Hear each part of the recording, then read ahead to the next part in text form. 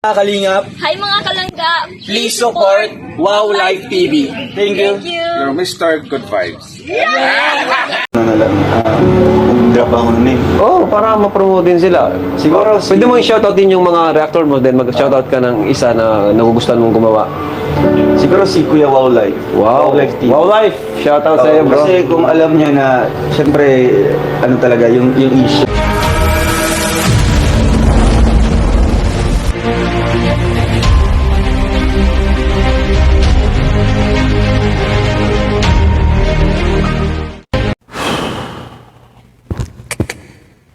Shoutout sa lahat ng mga Kalingap Rochelle fans. Magandang araw. So bago tayo magsimula guys, no? Hindi muna ako mag-lipstick ngayon kasi medyo seryoso po ang ating topic ngayon. Tungkol na po to sa hindi na po biro-biro ito. Pero bago ang lahat guys, mega love shoutout po sa inyo. Sa lahat po ng mga Kalingap Rochelle Couple fans.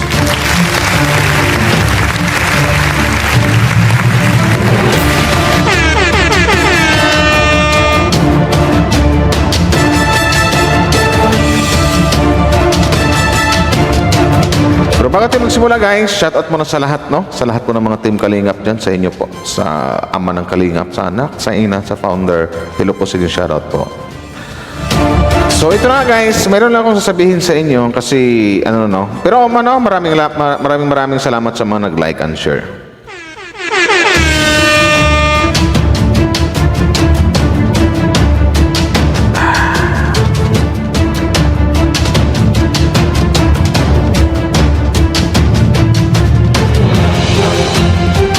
So ito na guys, alam niyo naman siguro ang isang Wow Life TV, mapagbiro, joker, good vibes, kaya napansin nila na-appreciate nila ni Dudong Roel, nilang Garishel, at alam kong na-appreciate din at alam kong nagustuhan niyo kung paano ako mag-react.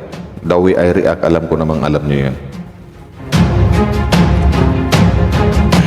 So ito na nga, dahil at alam niyo rin siguro na kung gaano ko kamahal ang ating maglangga.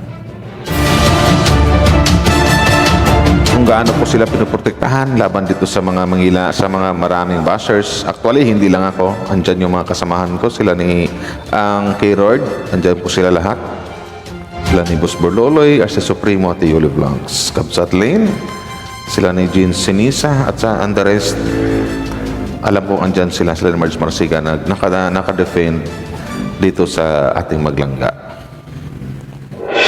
So ito na nga, habang for how many months na nagde-defend ako sa mga langga sa mga bashers. So, may isang pumiyok at nagalit.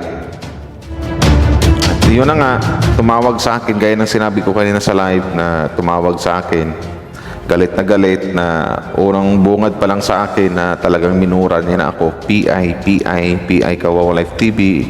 Tapos tanong niya sa akin, ano ba yung totoo mong pangalan? So ako naman nagulat, bakit sino ka? So na nga dun sa pag-uusap namin, nasabi ko yung pangalan ko sa kanya. Ako si Mr. Andy Wow Garcenes. So yun na nga. So habang nag-uusap kami, isang cellphone ko ginagamit ko rin. Tinitingnan ko yung FB account niya. Hindi niya na private. Actually nakita ko yung mga kanyang asawa. Tapos siya. Tapos wala akong nakitang may anak siya doon. May edad na rito, I think sa mga 60 plus or 70, something like that. Pag nag-uusap kayo, galit na galit siya sa akin, sabi niya, mag-ingat ka, may patong ka na sa ulo mo, 150K. 150K daw kung sino yung makatira sa akin. Sobrang galit niya kasi hindi na matanggap na napakilala ko siya sa inyo or na-content ko, something like that. So yun na nga, habang sa tagal namin pag-uusap yun, nagmumura na siya, pero ako hindi ko nagmumura kasi alam ko sobrang galit niya. Siguro nagawa lang niya yun, so sobrang galit niya. Ando rin sa madaling salita, pinagbantaan niya yung buhay ko. So mamaya mayroon kang marinig na kasi nag-voice record pa siya, ipinasa niya sa akin.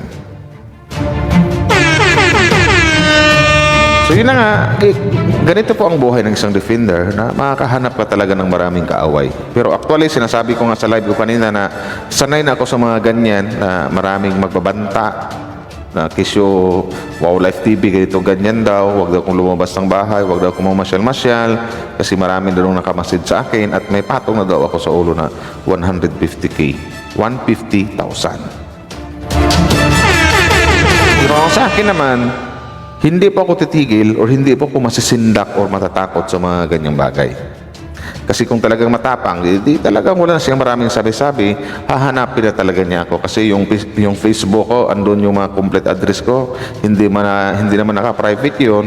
Dapat kung talagang totoong galit ka, Mr. Ibigay ko ba sa inyong pangalan? O, so ito na lang yung kanyang si Mr. Manuel. Mr. Manuel, magandang gabi sa inyo. O magandang araw po sa inyo. Ang gusto ko kasing mangyayari na wag na ako mag-defend o hindi na magiging defender dito sa Rochelle. Kasi sa Dawit mag-usap talagang ang sinasabi niyo sa akin na kung hindi ka content sa mga bashers ng Rochelle Couple, mapadali buhay mo Wow Live TV kasi ako na mismo maglabas ng pera, mahanap ka. So sa madaling salita, yung mga bashers talaga hindi nila matanggap or ibang bashers na nakukontent ko sila or sa madaling salita, napapahiya sila sa mga ganong paraan ginagawa ko. Kasi yun lang din ang alam ko sa ganong paraan para po mabawas-bawasan man lang yung mga bashers ng Rochelle Couple o ng ating maglangga.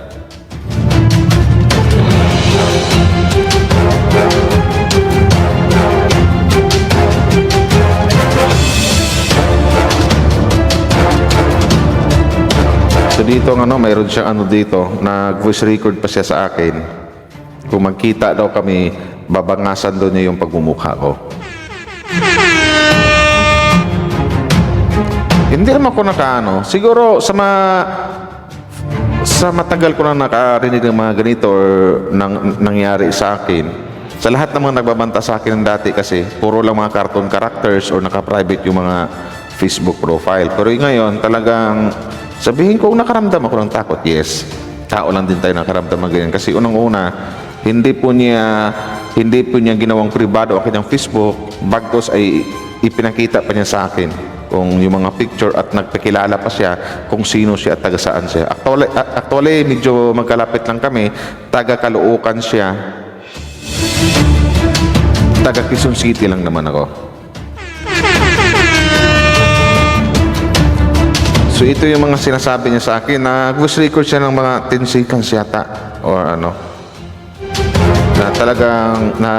talagang tinatakot niya ako.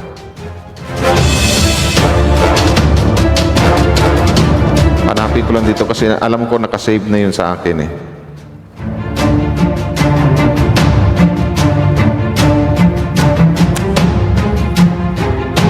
So ito na nga guys, isa to sa mga nag-ano sa akin, pero anuhin ko lang naman, hindi ko siya anuhin kung talagang gagawin niya, hindi na siya marami pang sasabihin sa akin. So ito na nga, ito pakinggan natin kung kung isa to sa mga voice record na ginagawa niya sa akin or ipinasa niya sa akin. Pag nakita kita, babangasin ko yung uso mo. Yun. Kung pag nakita doon niya, babangasin doon yung uso ko. Yun. So okay lang naman, Boss Manuel, kung makita tayo, babangasin mo nguso ko, okay lang yan. Pero yung sinasabi mo may patong na ako na 150K. Sige po, gawin nyo po. Alam nyo naman kung ano yung address ko, nasa sa inyo na po yung gagawin nyo. Basta ang ginawa ko lang dito, yung aking napag-defend sa dalawang maglangga. Sa inyo na po yan. So ito na guys, ito na po yung nakapatong sa akin na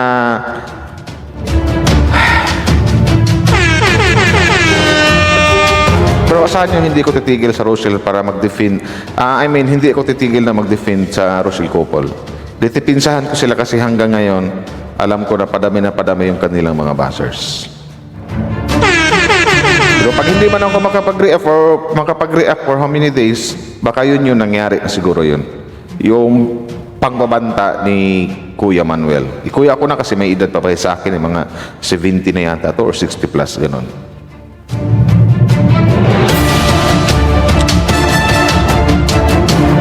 So ito na guys, ang pagbabanta po at ito na po yung nakapatong po sa ulo ko.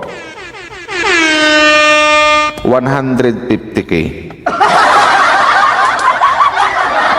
Ito na po.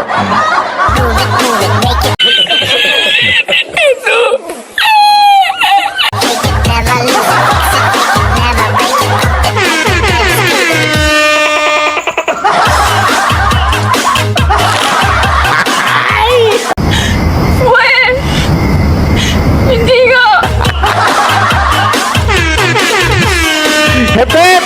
Hep hep! Hep hep!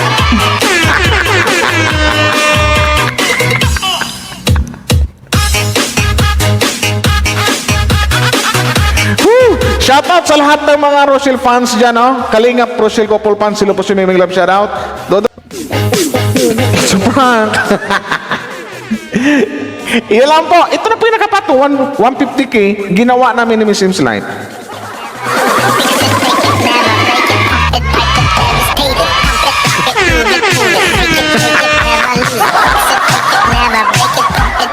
So shoutout po sa inyo lahat po sa mga Rochelle fans. So yun na nga, sinasabi ko, wala pong katotohanan yung mga pinagsasabi ko ngayon nasa live. Ano ba kayo? Wala yun. Siyempre, alam ko naman na namimiss na yung maglangga, mga kilig-kilig nyo. Siyempre, haluan natin ang kilig, may good vibes, ganda lang yun. Pero about ito sa bashers na sinasabi nyo may patong ako solo, ito na, nakapatong na sa ulo ko, yan, oh. Werte na yun tayo. 150k. Yun yan. Oy! Mga bashers pala, no? Mga bashers, sinasabi ko sa inyo, tuwing Lunes magkita-kits tayo. Sa bagay, nakaipon na yung mga picture dito, yung mga comment yun, naka-is na yung mga sinasabing ebidensya, andito na lahat sa akin. So maraming salamat po sa lahat.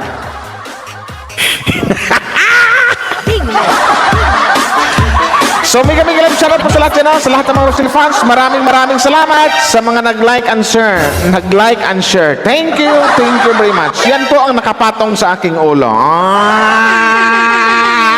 Di ba?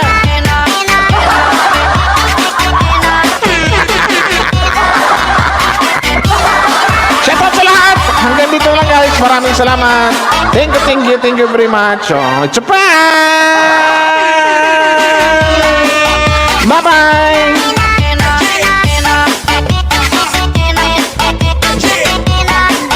Dinigit pa namin. Talagang dinigit ni Miss Sims Live to sa likod ko. Pakita ka na dito. Kasi ikaw yung nagawa. Mag-hi ka lang. Salamat guys. Hanggang dito na lang. Thank you very much. Wrong Life TV, your Master God Vibes.